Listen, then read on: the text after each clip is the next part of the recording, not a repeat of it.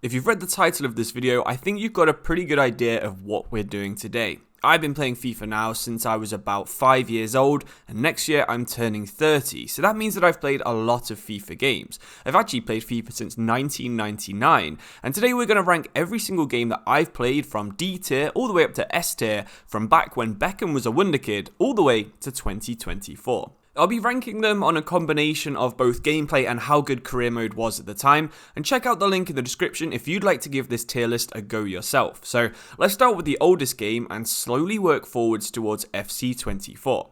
That means starting with my very first FIFA game, FIFA 99, and if you follow me on Instagram, you might have seen my story I put on a couple of months ago where I was actually playing this game, and honestly, it's still actually really fun. If there was ever a FIFA game that you could emulate on your phone and still enjoy it, I would say FIFA 99 is probably the best choice. I think the best thing about the game is probably the squads, and gameplay is fairly easy but still quite fun. The game didn't actually have a career mode yet, but instead had a mode where you played in a European Dream League, where you played seasons with the 20 best clubs on the game all in a single league. Because of the lack of career mode, I'm going to have to put FIFA 99 in D tier. It wasn't only the first football game I ever played, it was actually the first video game I ever played as well. But even for 1999, Championship Manager and International Superstar Soccer, which went on to become Pro Evolution Soccer, were straight up better options for pretending to be a manager inside a video game. FIFA 2000 was a pretty similar game too. It didn't have career mode, and this was actually the first game I ever played on a PC. And 24 years later, that's still the same place that I play my FIFA games. It was basically the only game that I played from 2000 to 2003 where I would constantly restart matches with Manchester United. That's about all I really remember about the league mode, because there was still no career mode for another 4 years. On the pitch, my only real memories of the games was constantly getting red cards with Paul Scholes and Roy Keane, and playing about 3 hours just trying to find Jersey Dudek, trying to sign him from the transfer market without realising he wasn't actually playing in the Polish league and was actually in the Eredivisie. It's again quite hard to rate this game, but FIFA 2000 also probably belongs in D tier. There's no career mode, and I'd say the gameplay isn't worth going back 25 years to try and experience. Before our next game, there was actually a bit of a gap because our family didn't actually own a FIFA game until 2004. Unlike these first two games that I played when I was a lot younger, this one actually had a new mode. The new mode was called Manager Mode, and this was the very first career mode on any FIFA game. The one thing I remember about FIFA 2004 is that it wasn't actually that fun, so we're going to talk about some games that I preferred instead. FIFA 2004, I'm going to put it in C tier because at least it did actually have a career mode, but PES 4, 5 and 6 are all worth talking about instead. These games were tough, especially in Master League, which is the PES version of career mode if you weren't aware. It was first released on ISS back in 1999 like we mentioned earlier, and that's just how ahead of the game these Konami games actually were. Master League was absolutely amazing. My main memory here was if you spent too much money signing someone like Ronaldinho or Johan Gorkuf, you would get a game over screen with no way of reloading. It was a hardcore way of playing career mode, sure, but it was also so much fun. Master League had a load of features that either didn't get added to FIFA for years or still haven't actually been added, like the way you could create your own club back in 2004 or move teams around leagues in a game from 2005. If you've never played a PES game, especially one of these really old ones, I really do recommend you either buy PES 6 for the Xbox 360 or PES 5 for the PS2. They're both about 99p and it's 100% worth trying. Sure, there's a lack of licenses, but all three of these games deserve at least A tier. I'd say PES 6 is the best, so it's going in S tier, but I love PES 6 so much. I didn't actually stop playing it until about 2013, but I did still play some FIFA games, including FIFA 08. The main thing I remember about FIFA 08 was that this was before we'd get weekly squad updates, and the team that I supported was still in League 1. So a lot of the players and squads were really outdated, or the players just didn't look anything like the real people did in real life. Whenever I'd play career mode, youth scouting was really overpowered. I started as Forest in League 1, and by the end of the season I'd have 3 or 4 players who were about 20 years old and ratings about 80 to 85 overall. Features wise, it was actually quite good though. Compared to PES 6, it had a lot more features like sponsors, stadiums, coaches, and there was a lot more depth than even FC24 has in 2024. So features wise, FIFA 08 was actually one of the most complete career mode games I think EA's ever actually made. FIFA 08's gameplay is also quite fun, especially if you like skill moves, so I'm going to put this game in A tier. It was quite revolutionary at the time. I remember there being a lot of hype about FIFA 08 when I was still going to school, and it was a really fun game with a lot of features. Inside career mode, FIFA 09 was basically the same game as FIFA 08, but when I played this game again recently for the Mega Career last Christmas, it was actually surprising to see how bad the gameplay was compared to FIFA 08. I still play PES 6 quite often with my brother, and the gameplay with that game is so much better than FIFA 09 was on PC. FIFA 09 on PS3 was a lot better, but still not great, and I'd say still not as enjoyable as FIFA 08. Just as a side note, I really do miss playing lounge mode in FIFA. FIFA 09 I think was the last game to have it, so hopefully EA or 2K will bring it back when they decide to start making FIFA games again. FIFA 09 is probably a C tier game. It didn't really improve anything, and it went backwards slightly from FIFA 08. I think the only reason it was as popular as it was is that PES 08 was probably the worst game in the entire PES series. In this sort of era of 2008 to 2013 games, I'd say FIFA 10 was absolutely the best. It was the most fun to play, it had slightly less features than FIFA 08 did, but it had almost no bugs inside career mode that I can remember.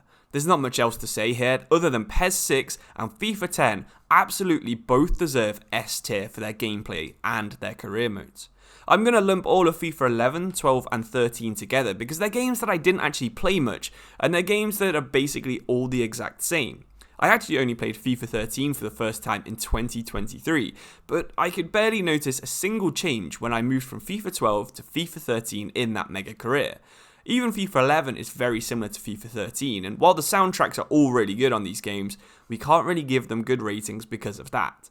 FIFA 10 was a really good game, but there really should have been a lot more features and a lot more additions to these games, so I'm going to put them all in B tier. They're still good games, they're still fun, but there's nothing new or revolutionary in any of them. FIFA 14, however, was the first game on the Ignite engine, which moved from the FIFA 08 era Impact engine. The first thing you'll notice with FIFA 14 is how the gameplay actually feels a little bit older than FIFA 13. Headers are overpowered, the players are less fluid and less dynamic with how they run. I'd say they actually probably borderline look worse as well, passing is terrible, and players look really clunky. I know it's the case that nostalgia made me remember FIFA 14 a lot better than it actually was, but for career mode, it was actually really bad. Premier League teams would regularly win the Premier League with about 60 points. Top scorers could only score about 15 goals a season. And if you were really wanting to break the game, you could develop goalkeepers by about 20 overall per season. Breaking the game's pretty apt for this one because basically every system in the game could be broken if you really wanted to.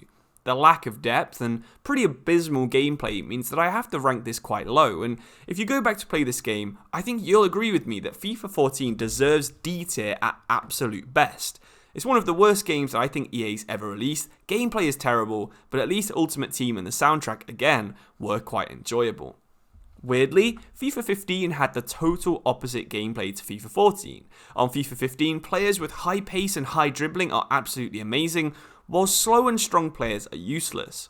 Lionel Messi is by far the best player in the game, Ronaldo is borderline unusable. There's no more cross-spamming, the league tables and goal scoring records are a bit more normal, but player development is still basically random.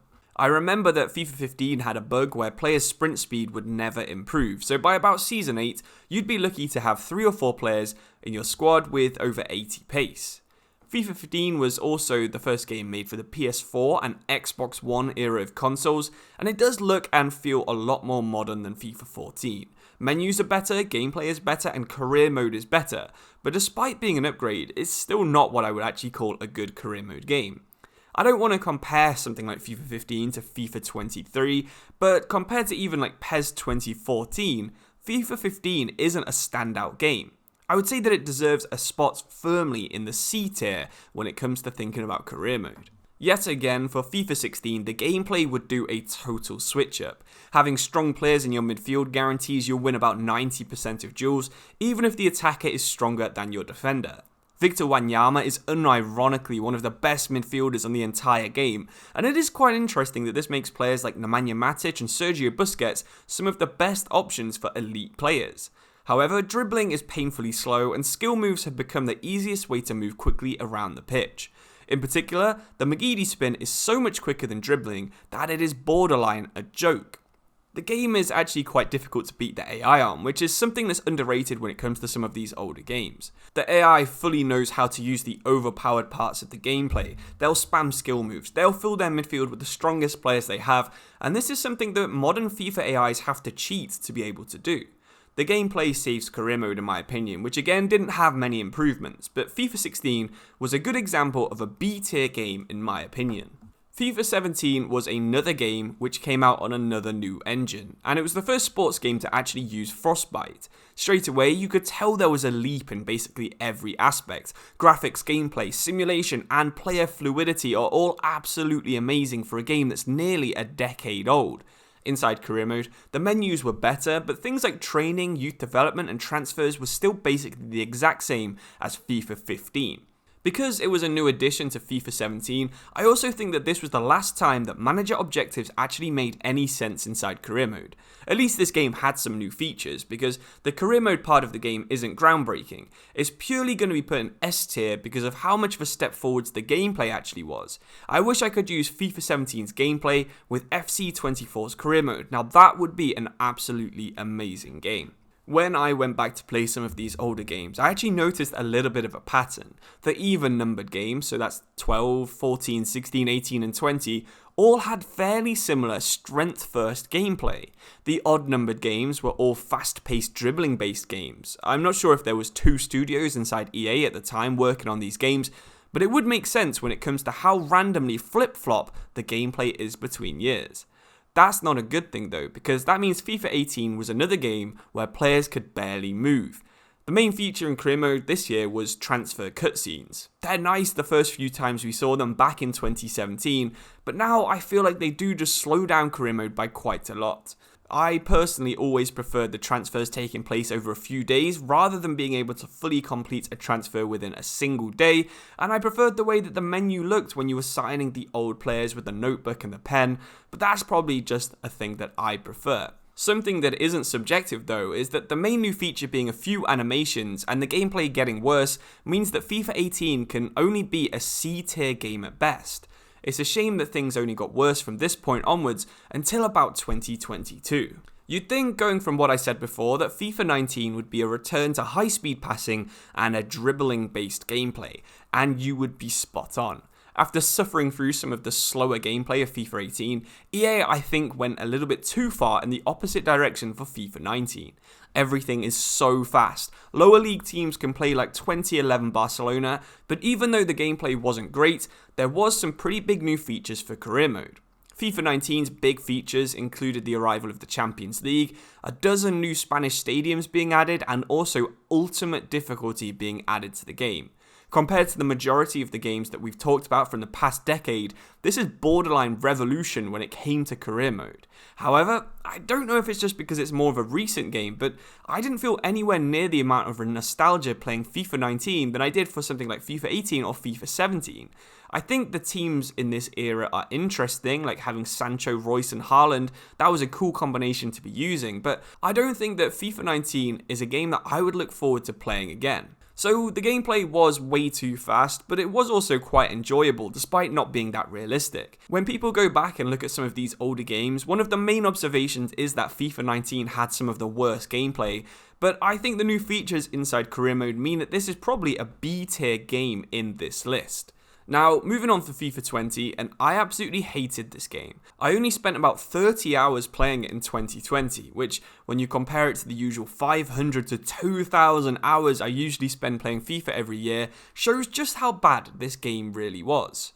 I think that most people, I remember doing a poll on this about a year ago, said that this was the worst game of the last 5 years, and I fully see why. Because career mode has the exact same features as FIFA 19, but the gameplay is now absolutely horrible. There's nothing enjoyable about how the AI constantly cheats, how slow the passing is, the fact that space, strength and dribbling don't matter at all, and there's 1,000 other issues that I have with this game. We're going to throw this straight in D tier, but really it probably belongs in F or even lower, because this game is absolutely terrible.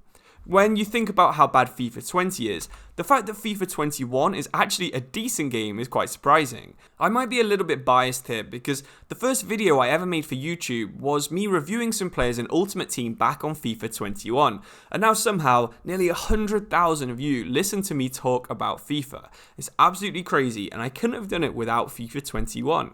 The gameplay was a lot more like FIFA 15, 17 and 19 because dribbling was a lot more fun and fluid, the game looked really good on PS5 even if it wasn't fully developed for the new consoles, and career mode got better at both simulating and youth development. There was no more overpowered training spam on goalkeepers, sharpness was a good feature, so it could stop you using the same 11 players if you wanted to then have an injury or if you wanted to bring someone in.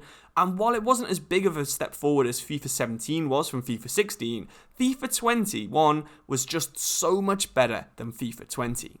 So with a few more modern games coming up right now, I'm sure these are the games that you probably have the strongest opinions on.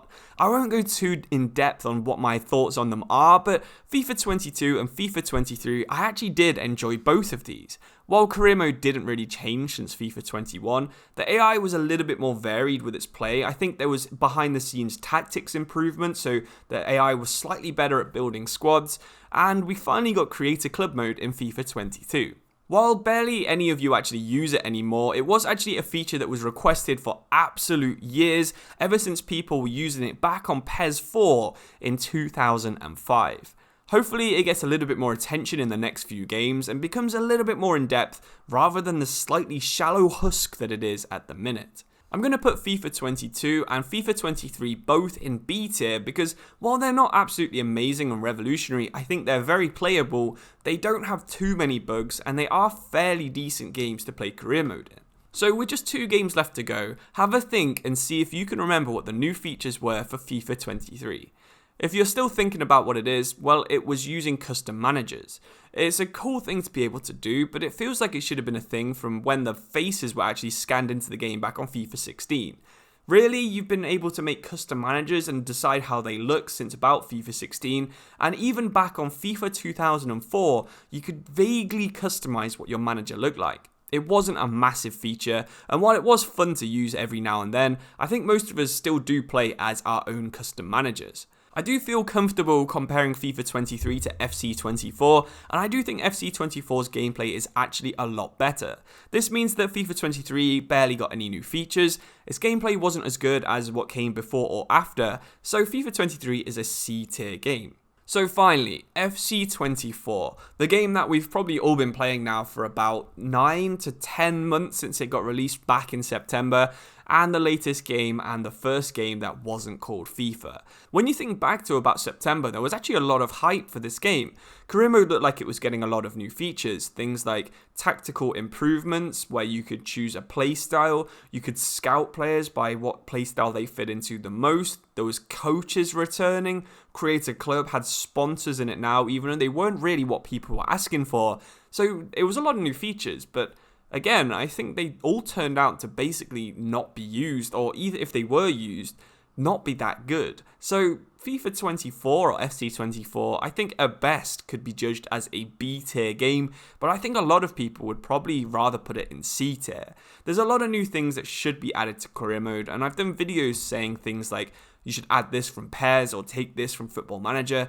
And if EA actually did want to develop and spend a bit of time working on FC 24, I think that the next game, or even the game after, could be absolutely amazing. Features like online career mode have been teased now for about a decade. If you could save and then upload your Creator Club save so other people can download it and play as the team and squad that you've created, that would revolutionize the game. If you could customize custom leagues, if you could import your own face 3D style like you could back on, I think it was FIFA 13 or FIFA 14, then again, that would be revolutionary, but it doesn't seem like any of these things are likely to come for FC 25, and hopefully I can do a video like this next year where I say that FC 25 is an S tier game. If you've got any suggestions for things you wish EA would add, make sure you leave them in the comments below. And if you want to rank all of these games, do that as well, because I'd be very interested to figure out and try and find a definitive ranking of what the best FIFA game ever is in your opinions. But